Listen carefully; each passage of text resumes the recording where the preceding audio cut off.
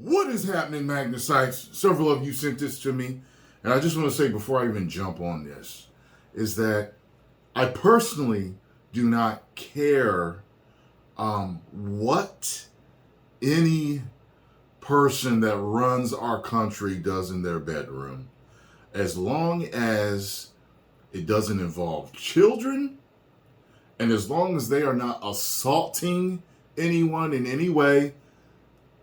As long as it's consensual, adults, go ahead and do your thing. My thing is, run the country right. Run the country properly. That's all I care about. Now, we're about to see an interview involving Tucker Carlson and a man that says that he had relations with former President Obama. And things that they may or may not have smoked. So, hey, this may or may not have been true. I know there are many people that love Obama, many people that do not like Obama. It is what it is. He was my favorite president until I came along, because I make Tyrone laugh like no one other. So, it is what it is. Trump is in first place now for my favorite president of all time, because he's absolutely hilarious. And Obama is second, because I always loved the way Obama spoke and carried himself. But yes, I know you can find dirt on any president. But I find this interview to be very, very interesting. I remember what Joan Rivers said a few years ago, and, I that's just how I am. I don't care if he's bisexual or if he's gay or whatever. I just want people in politics or whatever it is that they're doing to do their job right. You get what I'm saying? Because at the end of the day, it doesn't really matter whether he likes men or not. Like, I get it if you're religious, you know what I mean? But America's run as a business, a corporation. If you can run it right, okay, then we can fight a whole lot of things, inflation, and, you guys know what I'm saying. I think you guys get what I'm saying. So I find this to be very interesting, though. Let's check this out. All right. In retrospect, it's pretty amazing that Barack Obama got as far as he did. In 2004, the summer of 2004, Barack Obama gave the keynote address at the Democratic Convention in Boston. And when he walked to the podium, probably only a small percentage of people in the room knew how to pronounce his name. He was totally unheard of. No one knew Barack Obama. At the time, he was a state senator in Illinois. 4 years later, he once again spoke to the Democratic Convention, but this time as the nominee. Meteoric doesn't begin to describe it. How did this happen? Well, the outlines are fairly well known, though rarely talked about. A small group of Democratic donors, mostly in Chicago, decided that Barack Obama was their guy. He was the vessel for their ambitions. They paid for his campaign. They paved the way for his rise. Okay. He spent 2 years pointlessly in the United States Senate preparing to run for president in 2008, and of course, in the end, he won. But the question was, who was this man? Where did he come from? What did he spend his life doing before he became president of the United States? Well, the news media, whose job it is to answer those questions, spent the entire 2008 campaign trying to keep you from knowing the answers. By Election Day, most Americans knew only one thing about Barack Obama, other than he was handsome and a good communicator: hope and change. But they knew nothing about him, his origins, what he believed, and legitimate questions about those facts were turned away, as they often are, with the claim, "That's a conspiracy theory, you're crazy, shut up!" One of the most interesting moments in the 2008 campaign occurred when a man, like Obama himself, came from out of nowhere to recount his experiences with Barack Obama, the man. His name was Larry Sinclair, and he told an amazing story. He said that in 1999, he had encountered Barack Obama in Illinois, had sex with Barack Obama, and then used cocaine with him. Sinclair went on to make these claims publicly at the National Press Club in Washington, to sign a sworn affidavit, and to take a lie detector test. But he was dismissed. In fact, he was attacked. Obama shills like Ben Smith at Politico batted the claims out without refuting them. They're absurd. And the rest of the media followed suit. I saw something that said that he failed the lie detector test. I don't know if that's true or not, but I saw some comments before I, got this video to, do my reaction to. So, yeah, I remember controversy going over like, yeah, where did he come from? It's like he came out of nowhere, and what was he doing? And is he really an American citizen? And I know Trump had questioned the birth certificate and all this other stuff. So I don't know, but yeah, so. But the claims weren't absurd. We're not claiming they're true, but they were certainly credible. This was a first-hand account of Barack Obama's behavior by someone who was willing to sign a sworn affidavit to that effect. So the question is, whatever happened to Larry Sinclair? What's his life been like since? That's an interesting story. It turns out Larry Sinclair is still alive. He lives in Mexico. But today, he's in our studio, and we're happy to have him. Larry Sinclair, thank you so much. Thank you for inviting me. Where did you meet Barack Obama? It was by accident. I was in the Chicago area in '99 for Lee Duke's graduation from the Naval Academy. Who's Lee Duke? He's basically my godson. Okay. I had hired a limousine service. I'm sorry to interrupt. Did you live in Chicago then?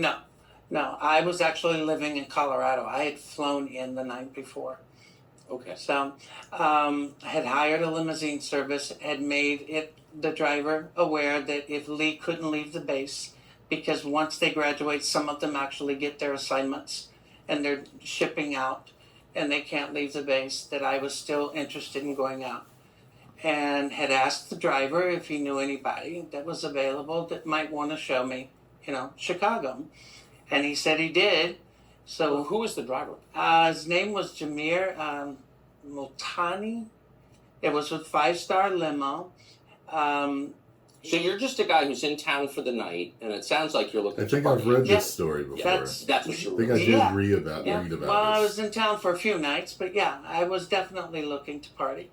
And did you make that clear to the driver? Oh yeah. Yeah. Oh yeah. There was no misunderstanding. How direct were you about that? Extremely. Extremely. Okay. Yeah. There was no doubt what I was looking for. Okay. And he picked me up at my hotel in Gurnee and drove into Chicago, pulled up in a bar outside, and there's this guy that's introduced to me as Barack Obama. It was literally that casual. Had you ever heard of him? No. Did the driver know him? Yep. The driver definitely knew him because the driver said that he was a fraud. Interesting. How would the driver? It is a strange story that he would be the one to pull up. I just find it strange that being in the position that he was, and I guess going for the presidency, like taking that elevator in career to that position, that if this story is true, like, why would you meet up with someone that wants to smoke crack? I just, it's one of those stories where it could definitely be true, but it could be false too. I don't know, but I'm giving you my reactions and thoughts to this interview. You get what I'm saying? It's just interesting to me. I ever be friends with Barack Obama? I only found out later, dealing with a reporter from Bloomberg News, that apparently the limousine company had been doing business with Tony Resco, that at the time was somehow affiliated with Barack Obama. Orbit. Yeah. Yes. Interesting. So he knew Barack Obama, and in his view, Barack Obama liked the same kind of party you were looking for. Yeah. Here's my thing. Other than the whole crack smoking thing, as far as today goes, with the whole LGBTQ movement and everything, and I think as far as that goes, whether Obama's gay or bisexual, being gay and bisexual has been, for the most part, widely accepted. So this is what I'm wondering. And I'm not even trying to be funny. At this point in time, why does it matter? Is it because certain things were lied about? Is it the crack smoking? Is it kind of like, okay, well, if he did do this, then if he's smoking crack with him, did he take that habit into the White House? And then this, that, and the third. You get what I'm saying? I'm just wondering what it is. Or is it just everyday politics, mudslinging on each other? Hey, we found a juicy story. What is it? You know what I mean? Like I said, all the politicians is dirty. Okay? Especially when you get to that level, you can find dirt on anybody.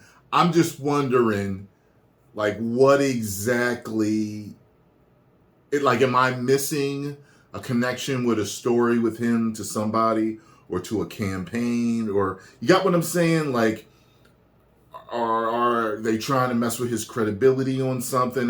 Because y'all know, I've told y'all before, I don't know everything about politics, but a lot of you like to hear my opinion on certain things. And I'm qualified to give my opinion, of course, because I'm American.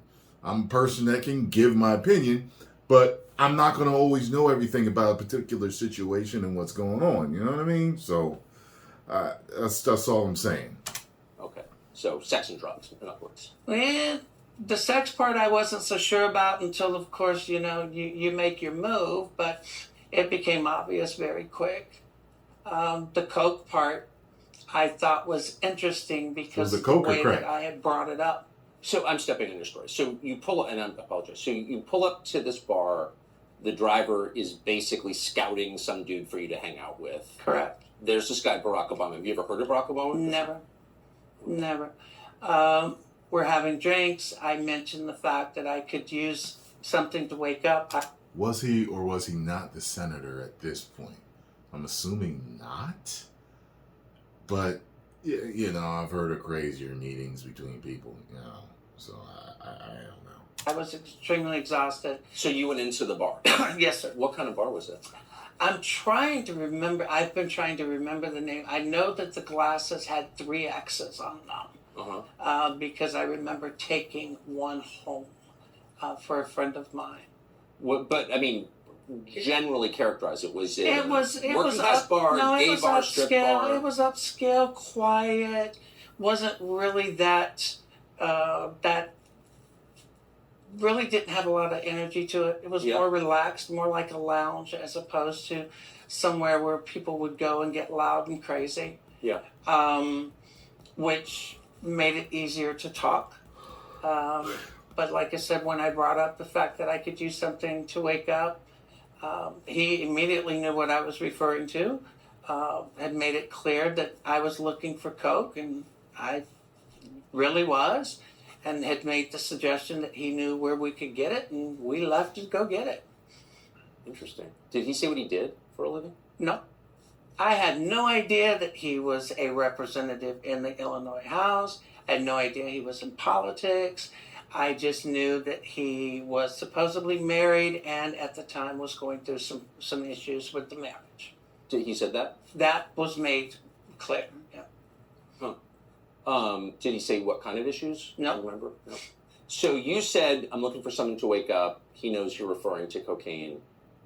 I know where to get it. What happens next? We get back in the limo. The driver takes us wherever it is that Barack had instructed him to take us.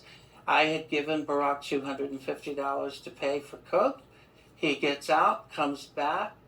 I start putting a line on a CD tray. Okay, so they're doing coke and to they're doing snort. crack. And you're in the limo. Yep. Driving or parked? No, the driver's driving. Don't make it no better. I just need. I start to put a line on a CD tray, and I just happen to notice that he pulls something else out of his pocket. And next thing I know, he's got a little pipe and he's smoking. Okay, so there was crack then. With it. I mean, some people smoke, some people snort. Smoking the cocaine. Yes. So as I'm doing a line, I just start. This is the part where you kind of make your move to. Well, he said smoking the cocaine. So I didn't know people actually smoked cocaine. I thought you snorted cocaine, but you smoked crack. I think back in the day they called it freebasing before they called it crack. And it was a way of cooking it or whatever. So to see where things are going. So I just started rubbing my hand along his thigh to see where it was going, and it went the direction I had intended it to go. So the night became somewhat active sexually and drug-wise in the limo. So you hit on him. Did he seem shocked by that? Not at all. It was should have been if it was that type of rendezvous. I mean, if you're smoking crack with a stranger in the back of a limo, like, you got to imagine things might go crazy places. Well, not only imagine it, I look at it this way. They're not making any differentiation with this. Was he smoking cocaine or was he smoking crack? I know that crack is a form of cocaine. But what do we got going on here? You got what I'm saying? Like, I want to know the difference. What is it? But whatever. In the grand scheme of things, it really doesn't matter. But I'm detail oriented sometimes. Look, I've done a lot of crazy things in my lifetime. I'm a pretty good judge of character, and I pretty much know whether or not I can move in a certain direction with an individual. I didn't feel that I was going in the wrong direction. I just wasn't so sure how much I could trust the individual at first. And that was probably one of my bigger concerns. But the fact that I was already becoming somewhat buzzed, you kind of throw caution to the wind. You weren't sure you could trust the individual. What does that mean? When you meet someone out of the blue and you go to a level that you're doing drugs with, or you're giving money to purchase drugs, or even for sexual activity, you have to be sure that you can trust them. And when I say trust, I mean that you're not going to end up being robbed, or that you're not going to end up having a knife stuck into you. Right. You know, sounds like such a crazy story. Just from what we get of Obama from his public persona, you wouldn't think he would be that careless to have a rendezvous like this. Even if he was, a crack smoker or a cocaine snorter, had a habit, bisexual or gay, nightlife, whatever it is, you wouldn't think that he would have been this careless with this. And, rumors go around, with politics, just certain people you don't come out and talk against. I'm surprised the guy's doing an interview like this. Like, what does he know to be able to, doesn't he fear for his life possibly or whatever? You never know with people in power, and it's kind of like, sometimes there's people that protect people in power that, sometimes the people in power don't even know they're being protected from certain situations. Like, I'm just so surprised that this is crazy that this interview is happening like this. You know what I mean? This is this is intriguing to me. It's interesting that this type of interview is even happening right now.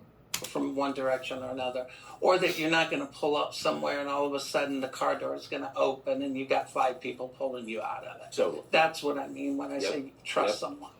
And you've been around at this point in your life, big time. Yeah. Right. So probably not your first time in a situation like this. Not at all, and that's why I said I pretty much know where I can go and at what point. So you start rubbing his leg, and I think, I'll just be totally blunt with you, like, a man who's not into gay sex would be like, whoa, settle down. Trust me, if it was something that you were not interested in, and you're right, I've had guys that I read wrong that would literally try to break your hand. For sure. If you went in that route. So it's not like this was something that he wasn't into. It's not something that he was shocked by. Shocked by, you don't get excited and you don't unbutton your pants and you don't just sit there and let it happen. Yeah. So it definitely wasn't Barack's first time. That much I'm absolutely. Oh yeah, and I did see the thing about, what is it, a former lover or girlfriend of his coming out and talking about, some fantasies had told her, some gay fantasies or whatever. Okay. Certain of. And I would almost be willing to bet you it wasn't his last. I'm assuming at the barest bones, it's just kind of like I guess smear campaign of sorts to say he's not who he says he is. I would assume that's what I mean. It's pretty much mudslinging time anyway, right? They gearing up for elections. You know, who knows who's rubbing shoulders with who's dirty, who's not, who can mess up this person's reputation if this comes out about this person that they know that they're in cahoots with. You see what I'm saying? Like, that's what I'm kind of like just thinking along the lines of. So you performed oral sex on Barack Obama. You did. In the driver's up front. Yep. And he's cool with this. The driver has the partition up. He didn't have a problem with it. He didn't put it down for any reason. I mean, he kind of set up the whole thing for this in the first place. Exactly. And I have a funny feeling he had no bones to pick with it as far as what took place. Yeah. So what happened after? Afterwards, I actually went back to my hotel. I had specifically asked that he drop Barack off first, but for some reason he and Barack chose that they would drop me off at the hotel first and then he would take Barack.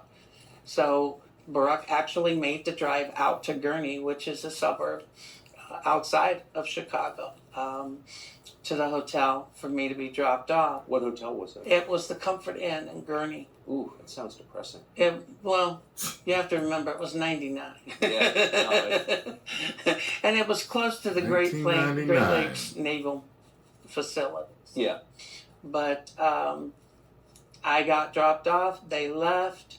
The next day was somewhat interesting because he ends up showing up at my hotel room, which I thought was 21 in 99. Somewhat weird, but he wanted some more. Mm-hmm. So when you say he showed up, he showed up. I mean, I had no warning. I was in the room. There's a knock on the door. I open the door, and he's standing there. And he's standing there with more coke, and he comes in, and it was just like a quick, rehash or rerun from the night before. Exact same program. Exact same program. Was he smoking again? Yeah. So Barack Obama smokes crack, and then you perform sex on him. And like I said, the only reason I had come out about it is I had reached out to the campaign even in 2007. Only because I saw all these kids getting excited about it. Okay, wait. So how did that end? Wait, what? Same way. So you get off, kids, you finish smoking, you leave. Like, thanks, bye? Mm-hmm. Huh. What did you think of him? Look, I got a female friend that's bisexual, and the stories she's told me, like, it can absolutely be that casual. Absolutely. And the stories that I've heard that, like, gay men will get together and have an extraordinary amount of sex. Like you wouldn't believe it. You know what I'm saying? I thought it was interesting. I thought it was definitely a con. But what do you mean by that? Well, in my life at that point, you made it clear I had already been around. Yeah, big time. Yeah, so when people are doing things because they actually really enjoy it, or they're sincere, or they're looking, for a connection. I want him to get to why he's outing him. That's what I'm curious about. Like, he said he had contacted the campaign. Like, why? He had reached out. Like, why? I don't know. Or they're doing something because they're looking for an in, or they're looking for a hook, or it's a game.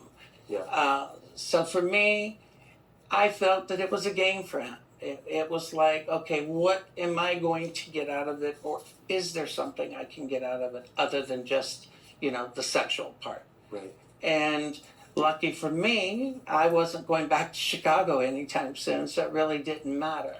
So you were left with a bad taste in your mouth. There's something. Yeah. Yeah. That's hilarious. Did you talk to him again? I did not. In fact, did you have any idea? Even though you had sex with him twice, you did cocaine with him, watched him smoke crack twice, you had no idea who he was? I had no idea who he was until I'm sitting in my house in Tequila, Nayarit, Mexico in 2004, and he walked on that stage In Boston. in the DNC convention, and I literally hit the floor. I just hit the floor and was. Wait, so you're watching the Democratic convention from Mexico? I was and laughing. the guy that smoked crack in your Comfort Inn with you. I was laughing so hard. And you were sure it was him? I was absolutely positive. How? I don't forget people I've met. I don't forget people I have spent time It's like, I with. know who you are. And just to restate, because I think you affirmed this, but he used his real name. Yes. Did he call himself Barack or That's Barry? strange. Barack. Barack. And so did the driver. And that's why at first when everybody was referring to him as Barry, I just didn't understand or catch on. Because like I said, I didn't know that much about him, other than the fact That's why I'm saying Obama seems like an intelligent guy. I'm kind of like, why, if this story is true, why would he be that forthcoming and open with his real name? And, that, hey, you hook up. Today it's Grindr. Back then it was, The limo driver. phone Yeah. call. a limo driver or a bartender. You ask and somebody knows somebody or somebody doesn't. Amazing. So you're sitting there in Mexico watching this, and you think, that's the guy I had sex with who smoked crack with me. Yeah. And what do you think? Like I said, I just started cracking up. I freaked out. I had even pointed out to some friends of mine that were at the house that night, and I told them, I said, you're not going to believe this. I said, I blew this guy twice. And they just started cracking up. But that's the thing about me. I've never been in the closet. I've never hid. I mean, I'm always very direct and blunt. Yeah. And, I'm just like, this is unreal, and I had no idea that he was going to run, in 2008, but I was back from Mexico, but it was a strange feeling sitting there watching him walk across that stage and realizing who he was. Oh. So what did you do? You said you reached out to... I think he's got carpal tunnel. I think that's where he's wearing them things. I just noticed that. I remember working with people who typed a lot. And I remember they would have... This lady I worked with, she had to wear one. And she said it's because of carpal tunnel. So that's what I think. I'm just pointing out something. I'm just talking. The campaign? Well, I didn't do anything in 2004, but when he announced his run for 2008, I did reach out to the campaign in late 2007 because I had seen a lot of these college kids talking about how thrilled they were, how there was a candidate who was completely honest about his entire life, his drug use. See, that's what I said. What is it about? Is it about someone that's not who they say they are? And we're getting to it. What he did is when he was in school, the constant back and forth. 1 minute is, yes, I did cocaine when I was younger, or no, I never did cocaine, but I smoked weed.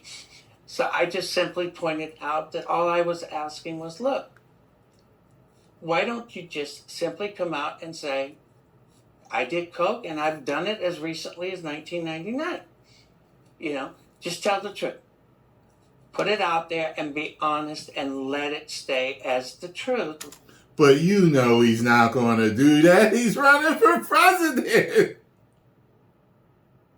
Has there been anyone running for president that has ever admitted to smoking crack or snorting crack? Please, or snorting cocaine? Please tell me. Someone raise their hand. Type it in the comment. I want to see a hand raised so I know what comment to read. Okay, that's all I'm saying. The hand raised emoji or just a hand there, so I know what person has run that has admitted to that before. You have to act like you have to lie and pretend you're almost as clean as Jesus to, as perfect as Jesus. You can't have done nothing. That's why Clinton was like, I smoked, but I didn't inhale, which is hilarious. Which was a clear, he was trying to be more relatable by saying, yeah, I did, but he didn't want to say he got high doing it. Like, I did inhale, kind of like I was done with a couple of puffs, you know. Rather than this back and forth. Never did hear anything back. Of course not. From them immediately. Of course not. Who did you reach out to? Do you remember? I reached out to actually David Axelrod's office in Chicago. I'm trying to remember the letters because it was actually 3 letters. And they're gonna. It's so funny to me. If this story is true, you reaching out to them sounds. It would sound possibly nuts to them, and at the same time, it would probably sound okay if they really say he's really like that. If they know who he is, they're like, this will destroy his campaign. What are you talking about? Like, it's almost as if he's delusional to how politics work. And I don't think he is. You know what I mean? Like, oh, God, like I said, anyone that's running for high office, you know there's some dirt somewhere. But, like, oh, yeah, they're just going to admit it. Okay. did you say I had sex with Barack Obama? This is the interesting part. My first contact with the campaign never mentioned the sex whatsoever. That was actually brought to my attention by someone who eventually reached out to me in late 2007, claiming to be with the campaign, but wasn't with the campaign. What do you mean that was pointed out to you? So you never told anyone in the Obama campaign you'd had sex with Barack Obama? Not in 2007, no. Interesting. But they knew? Yep. How? Who? Well, that's weird. I'm assuming Barack himself, because the phone calls that I got in late 2007 came from a gentleman that I have repeatedly identified as Donald Young. And it was Donald Young who had mentioned to me that the campaign was not going to acknowledge the sex and the drug interaction. And I was somewhat taken back because, like I said, I had never mentioned sex to the campaign at all at that point. I had in 2008, but I had not in 2000. Okay, that is amazing, and I want to get to who Donald Young was in just a minute. But I apologize for being a bad interviewer. But let me just ask the obvious question: what was Obama like on crack? Actually, and I hate to say this because some people are going to think I'm really crazy. I knew a lot of people that smoked it because I was in Miami in the early 80s when it became quite popular.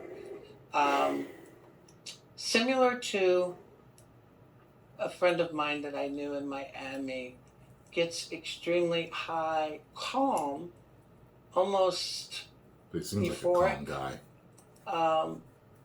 And then as it starts to come down, you know, the twitching and the looking, anything that looks white that's sitting on the seat or the floor, you assume is another piece. I heard that. I heard a comic talking about that, and he said when you smoke crack, anything white looks like a piece. You pick up anything, looks like a piece that you missed. Fell off that, you know, you can pick up and smoke. But while he was high, pretty much the same. Pretty controlled. Pretty controlled, euphoric, talkative, but not really saying anything. So it was like his presidency. A lot like it. Was it your impression, and of course you would... A nice little dig. Was it your impression that this was the first time you'd ever smoked crack? No. You don't, first of all, you don't buy crack, get in a limo, and have a pipe in your pocket if it's the first time you smoke crack. Make it sound like a utility belt, like he was experienced. That makes sense. So, I read about your story to the extent it's been written about, not very much. But I'd never read that Donald Young, this man Donald Young, called you and told you that he knew you'd had sex with Barack Obama. That was the contact in late 2007 that I had that originally came under the guise that they were part of the Obama campaign. So who was Donald Young? Donald Young was a choir director and a school teacher. He was the choir director at Jeremiah Wright's church in Chicago, the same church that Barack Obama went to. He was also a very openly gay black man, but very well respected. There we go. Did you know him? I had never met him. I had not even realized that the person who was communicating with me had been killed until a good 2 months after. So I'm going to get to that. So Donald Young is the choir director at Jeremiah Wright's church. Yes. And is it publicly confirmed that he knew Barack Obama? Oh, yes. Yes. Donald Young's own mother has repeatedly said that she feels that her son died to protect Barack Obama. It's just interesting that Donald Young would have called you. He's not working directly for the campaign that we know of. Exactly. But somehow he has a copy of your letter. It sounds like maybe Donald Young was on cleanup duty. Somehow he has my phone number. Exactly. And that's exactly what it was. Because like I said, the first calls were, I was led to believe that he was with the campaign. The last conversation that I had had with Donald Young, he had actually come clean and said that he had been asked to call me and that his job was to get as much information from me as far as who I had spoken to, who I had given any information to, and to get it to them. He had told me to be careful, to watch myself, and to understand that the Barack Obama campaign was not in any way, shape, or form going to acknowledge anything or come out about anything. And he had made it clear that he had known Barack for quite some time and had had an intimate relationship with Barack for quite some time. He told you that? Yep. And that's when I knew that I could at least trust what I was being told. Originally, I had made it clear I didn't feel comfortable with the phone call because something just didn't seem right. But after a couple of calls, it started to all fall into place. And I had said the same thing to myself. Wait, so you didn't know Donald Young existed? Nope. It sounds like you're not very political anyway. You weren't. I wasn't at the time. And you were just annoyed that Obama was talking about cocaine and lying about it. I was extremely annoyed. But the sex part had nothing to do with it. No. And Donald Young, who you don't know, never heard of, calls up and says, by the way, I know you had sex with Barack Obama. I did too. Yep. You know, this just... I'm wondering... So I guess he had a bone to pick with him because, you know what it sounds like to me? Someone who doesn't know the game. And they're just, you know what, this is what it reminds me of. Okay, so say there's a guy that's running for president, all right? That's going to be running for president. And there's a guy that knows him, that knows that he cheated on his wife and snorted coke with, say, I don't know, a prostitute or something like that. It's like that guy saying, well, why don't you come out and say that you did cheat on your wife before and you did do drugs? Because I can't do that because I won't win. Like, duh. Like, that's why he won't say that.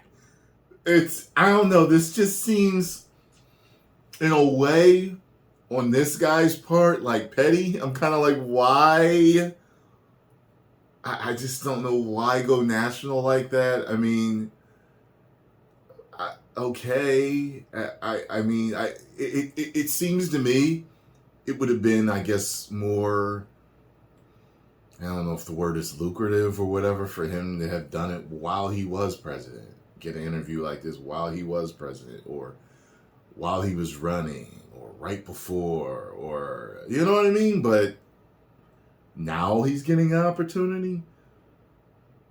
I guess, yeah, if, like, you know, all the networks are connected, and like they say, of course they're not going to give him an interview, but with Tucker being fired, I guess from Fox or whatever that debacle was, now he's off on his own doing things.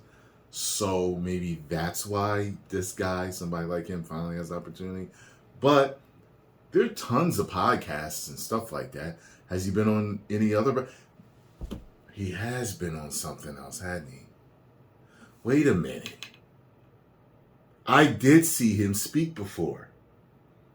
Was it in court or was it on a I have a vague memory of seeing him speak about this same situation before. Now it's coming back to me. Pretty much.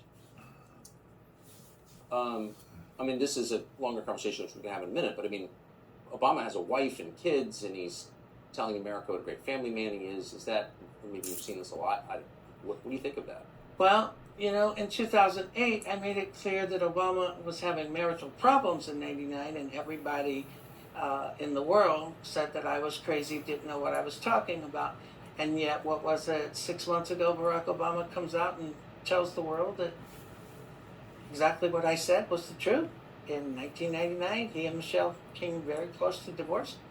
Really. 15 years later, what I say is the truth, but 15 years earlier, I'm a liar and a fraud. It's interesting how things eventually come out. But yes, believe me, I've known guys that were completely happily married that will screw around Can you turn off the air with conditioning, another please? man on a weekly basis and think nothing of it. See? Is it your sense that that's who Obama is, just transactional, or that he's bisexual, or like, what is this? No, my feeling that Barack Obama is probably, he's definitely bi. I think there is a lot of transactional qualities to him, because I think whatever he does, it is looking for a hook or looking for a benefit. That's consistent. You know what? My whole thing is like kind of like this. Like, people love certain presidents. Like, you got JFK, and he was like notorious with women.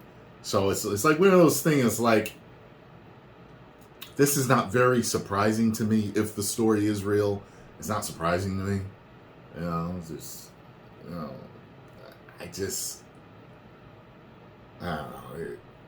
It's like this public persona too, I would say. So Donald Young calls you actually, sounds like you kind of like and trust Donald Young. I did. Did he say how long he'd had a relationship with him? He had just said that they had been intimate for years. Intimate for years. And what happened to Donald Young? Donald Young was shot dead in his apartment, second floor in Chicago, Illinois. I think it was December 23rd of 2007. According to the police report and the death certificate, multiple gunshot wounds, close range, no forced entry, second floor apartment, yet not a single resident in the building heard a single shot, but yet they can hear every shot that's fired in the street outside. Jeremiah Wright announces that Donald Young's dead earlier that morning, even before it was announced, even before he was declared dead. I mean, a lot of it just didn't make sense. This is all public, and you can look this up, and it's still on the internet. Tell us about Donald Young's mother. Norma Jean Young actually is a former Chicago Police Department employee. Really? Really. Okay. She has worked for the Chicago PD. I had spoken with his sister Lorraine shortly after I realized that he was the gentleman that I had been speaking with. There were people at the time that were attempting to have Lorraine and other members of Donald's family file criminal complaints against me with Chicago because they wanted to be arrested. They were trying to get the family to say that I was trying to con them or something. To my knowledge, they never did any such thing. But at the same time, I continue to respect Lorraine and the rest of the family. But Mrs. Young had finally come out and told David Nelson, who was a reporter that I knew out of Minnesota, that she was convinced that Donald had been killed, that his death was to protect his friend Obama. And she confirmed that they had, in fact, been extremely close for years. I mean, did she confirm that they'd had sex, Obama and Donald Young? her confirmation wasn't referencing, or she did not specifically say that they were sexually involved. She just simply said that they had been intimate friends for years. But she believed the Obama campaign was responsible. She believed that his death was due to protecting Barack Obama. And I made the same argument that people said, well, how are you accusing Barack? I said, I'm not accusing Barack of anything. But I said, I'm willing to bet my life that Barack Obama and Jeremiah Wright both know or have knowledge of who killed Donald Young. There is no doubt in my mind about that. Well, this was a guy who was clearly going to be the next leader of the world.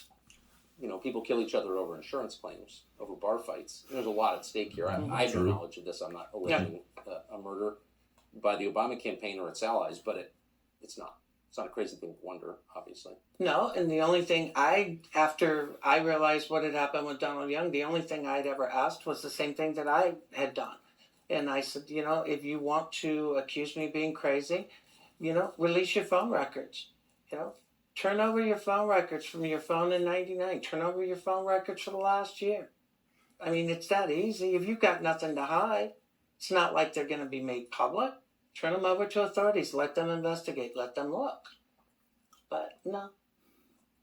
So now seems like a fair time to ask about your motive. So your initial motive was you were annoyed because you believed or you knew that Obama was lying about his drug use. Right.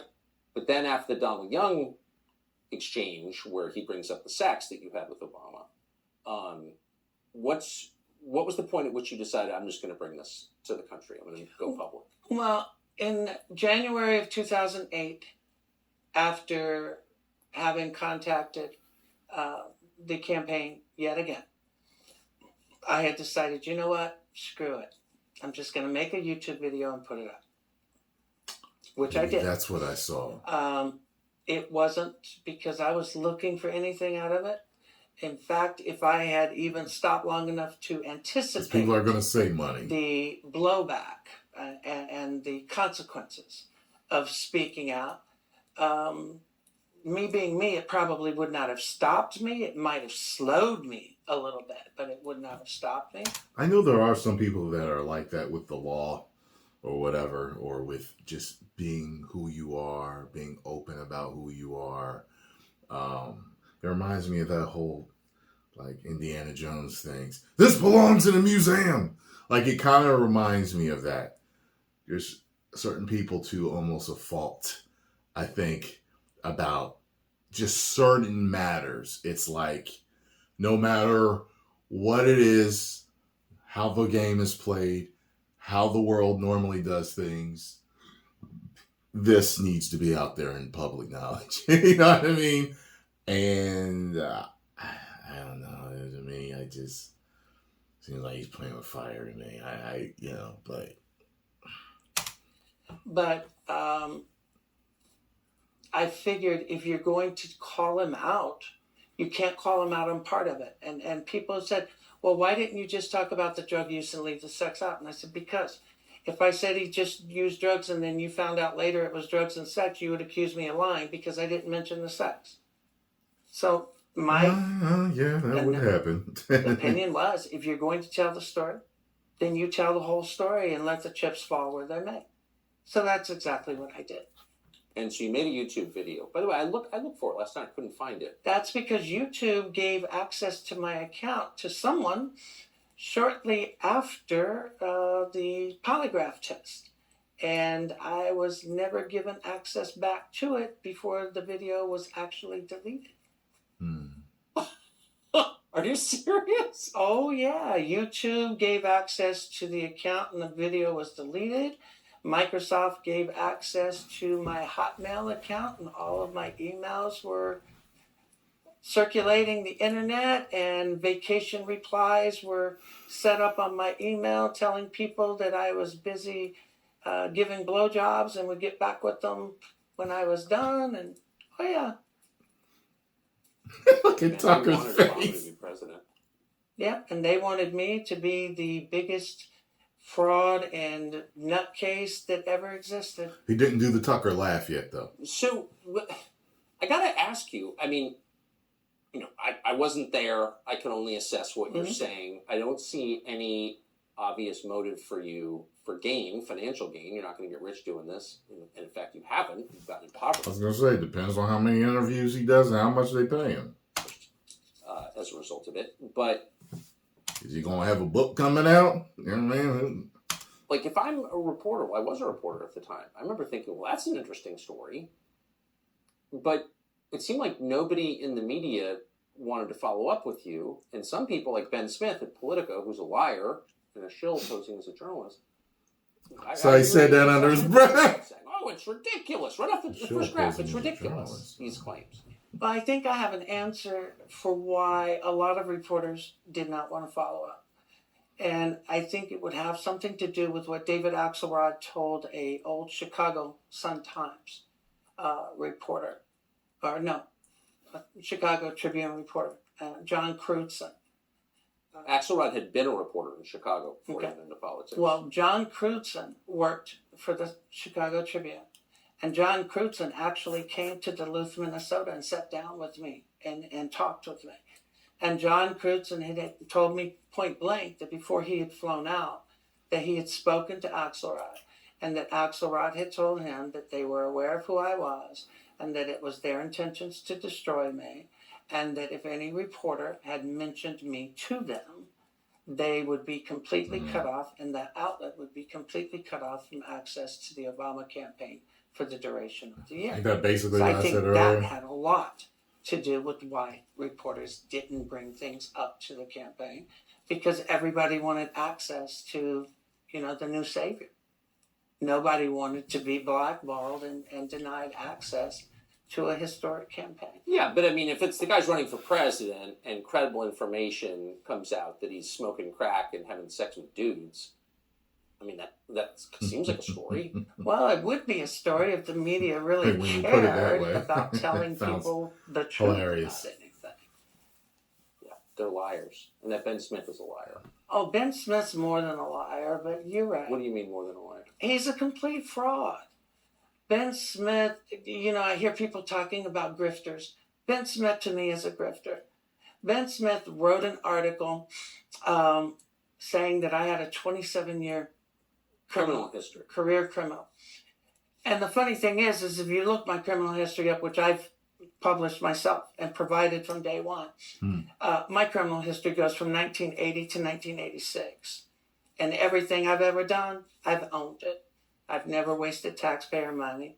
And any sentence I've ever been given, I've served. So he's very open. He also said that I was a fugitive, that I was avoiding prosecution, I was trying to prevent from going to jail. None of that was true. But the media ran with it. Even Greta linked to it and said that people asked me why I would not interview Larry Sinclair. This is why. And she linked to Ben Smith's article. And notice his article was published right when I was preparing to do the press conference at the National Press Club. But hey, the National Press Club, so-called beacon for freedom of the press, they were just as involved in trying to keep the story from ever being... It's interesting. I watched, the other night, I watched your entire National Press Club appearance, and in it, you detail your intersections with law enforcement exhaustively. Yeah. Every time you've been arrested, you explain. Every time you've done time, you explain it. So you didn't, from what I could tell, hide your past. No, why? You can't...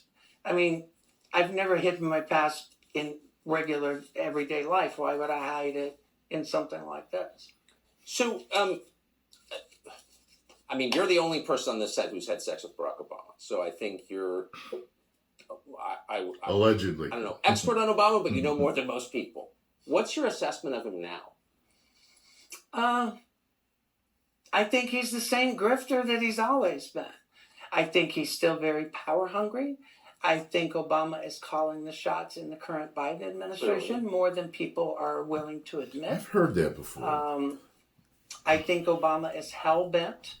I had made a statement during that press conference that I felt that Barack Obama being elected was going to push race relations in this country backwards 50 years. I am absolutely positive I was. Yes, I think you've been vindicated on that. Because race relations in this country has not only gotten pushed back, but everything's about race now. Everything is about victimization now. It's interesting though. Yeah, he's obviously a race hater, very anti-white, but he had sex with a white man. So you have to ask, like, is that real? Oh, for him, of course. I would be willing to bet you I'm not the only white person he's ever had sex with, or male, anybody. Yeah. But hey, he's got what he wanted. You know, he is in D.C. He's living the life. He's still looked upon as being the savior of the country. You know, and sadly, people are still giving him that power. And I think, You know what I'm thinking to myself is like, I'm wondering how many people this actually means something to. It just makes me wonder because I'm like, okay, ever since I was a child, I've always heard that politics is dirty and they're all corrupt. So my question is, does it really matter to you as, like, for example, if a president is hiding that he's cheating on his spouse, that he does drugs, but, and I'm not saying Obama's was, but I'm saying his term or terms were good. And, you know, he brought down the debt and, you know, he, you know, helped this and gas prices went down and people had more jobs. And, you know, like, do people really care? Get what I'm saying? That's what I'm wondering. They're like, oh, that comes out. And you're like, well, damn, when he was running though, it was great. When he was president, it was great. Like, do they care? I think it only helps add to something if you didn't like him. And I watch a lot of different political, people talk about, I watch the left and the right and people that are kind of in the middle. And there are people that I know that can't stand Obama. There's some that loved him. And they were like, yeah, he wasn't a good president. So to those people, I think this just helps whatever seething hatred they may have for him. Kind of like, all right, there's this and now there's this too. Boom. To add to why they feel he wasn't a good president. But if some people loved him and they loved the terms he was in office, then I feel like it might tarnish it a little bit, but they're kind of like not going. There's some people that just really aren't going to care. They're like, well, he's a brother, I liked him. Okay, he's bisexual. Okay, he cheated on his wife. But politician didn't cheat on their wife. You know what I mean? That's what I'm thinking a lot of people are, thinking. I think it's going eventually to be to the detriment of. Can I just ask you one last question? How did you? I'm just thinking about it. It's very insightful because I knew a lot of people who weren't liberal who voted for Obama purely on the race question, and they weren't all self-hating, guilty whites. They were like nice, normal people who wanted to see race relations improve. And that really was the core promise. I did hear that. It was kind of like, look, if white people didn't vote for him, he wouldn't have become president. I didn't know that when I heard it because you guys have been following me a long time.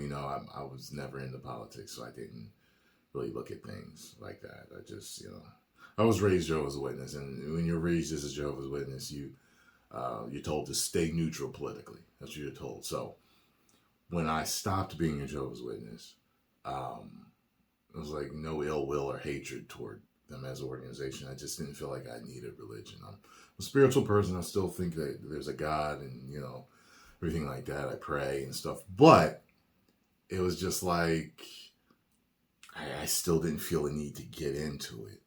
Now's the most that I've ever been into it as far as listening to different sides and listening to what people are saying and stuff like that. Mainly because you guys send me so much stuff. But, yeah. His campaign. And a lot of people bought it. A lot of smart people bought it. And I saw why they bought it. But you didn't buy it. How did you know that? I grew up in South Carolina in the 1960s and 70s, okay? I've been gay and knew I was gay since 6 years old. Never hid it, okay? Yeah. I grew up in rural South Carolina. And my first job as a kid was cropping tobacco for a family by the name of Rose that were a black family living across the road from my grandparents.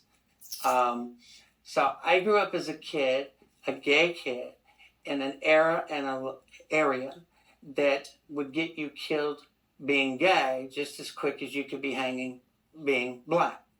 So I actually knew the other side of the track before I knew that I was supposed to act like I was above this or above that.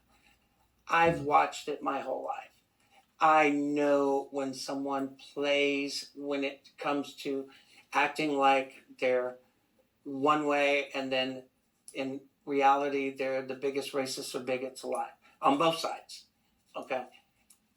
I knew because he was saying one thing in the campaign, and then if people started to actually listen to what he was saying, remember there was a time when he actually told supporters to show up at a fight with a knife, get in people's face, argue with them if they didn't agree to support him, if they didn't agree to vote for him, argue with them, convince them.